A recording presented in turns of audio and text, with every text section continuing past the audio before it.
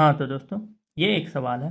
3,000 रुपये का 4% की दर से 6 माह का साधारण ब्याज ज्ञात करो। ठीक है। अब इसके लिए मैंने आपको एक फॉर्मूला बताया था। इसका फॉर्मूला है ब्याज गुणा 100 बराबर मूलधन गुणा दर गुणा समय। ये इसका फॉर्मूला है। ठीक है।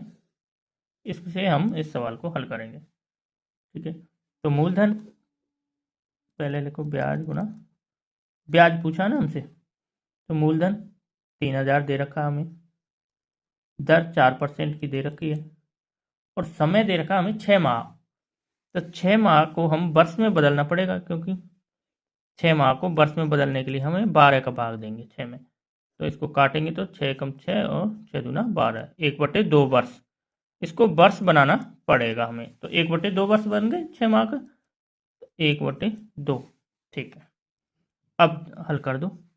2 4 से 2 बार कट गया, इन 2 जीरो से ये 2 जीरो गई, बचा क्या? अब ब्याज, इधर तो ब्याज बचा, ब्याज बराबर 30×2 30 बचा, यहाँ 2, 30×2 करेंगे, 30×2 60 रुपये आंसर। ओके।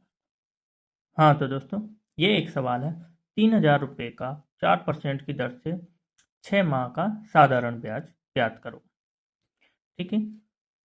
अब इसके लिए मैंने आपको एक फॉर्मूला बताया था। इसका फॉर्मूला है ब्याज गुणा 100 बराबर मूलधन गुणा दर गुणा समय।